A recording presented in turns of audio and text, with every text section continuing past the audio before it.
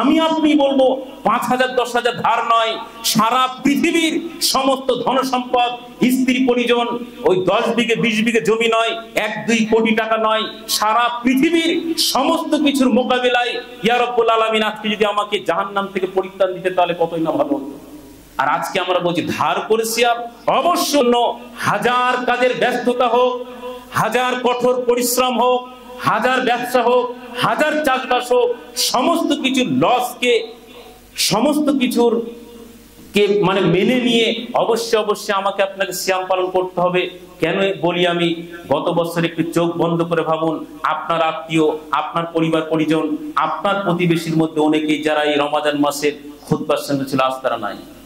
আমাদের গ্রামের দিক দিয়ে চিন্তা করুন, গতদিন এক জায়গায় খুতবা দিলাম, সেখানেও একজন দিনী ভাই গত রমাজানে সে আমাদেরকে একটা যথেষ্ট মাদ্রাসা হেল্প করলো, অনেক প্রতিশ্রুতি দিল, অনেক কিছু করলো, এই বছর গিয়ে দিকে শেয়ার নাই।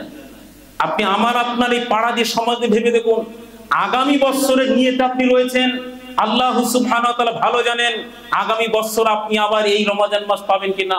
অতএব পাস্ট অতীত যে কয়দিন গেছে গেছে, আমি তো শেষ কথা, এর উপর আর কোনো কথা হয় না। কাজ করতে না পারলে 10,000 5,000 টাকা ধার করে হলেও আগামী দিনে সিয়ামগুলো আমরা প্রত্যেকে রাখার জন্য সচেষ্ট হব। এখন এই কথা এক বাক্যে বললাম, আপনি বুঝতে পারবেন না, আলাদা সময় বসুন, 1 ঘন্টা 2 ঘন্টা। কেন বললাম এটা বোঝাতে গেলে 2 ঘন্টা টাইম লাগবে। ধার করে হলেও, আরে ধারের কথা বলছি হাসরের ময়দানে, এই আমি আপনি বলবো 5,000 10,000 ধার নয়, সারা পৃথিবীর সমস্ত ধন সম্পদ, স্ত্রী পরিজন, ওই 10 বিঘে 20 বিঘে জমি নয়, 1-2 কোটি টাকা নয়, সারা পৃথিবীর সমস্ত কিছুর মোকাবিলায় ইয়া রাব্বুল আলামিন আজকে যদি আমাকে জাহান্নাম থেকে পরিত্রাণ দিতে তাহলে কতই না ভালো হতো।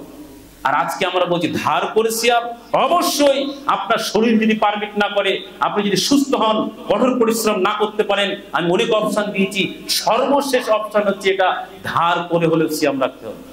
এই জন্য আল্লাহ সুবহানাহু ওয়া তাআলা আমাদেরকে সুমতি দান করুন, যাতে করে আমরা সিয়াম পালন করতে পারি।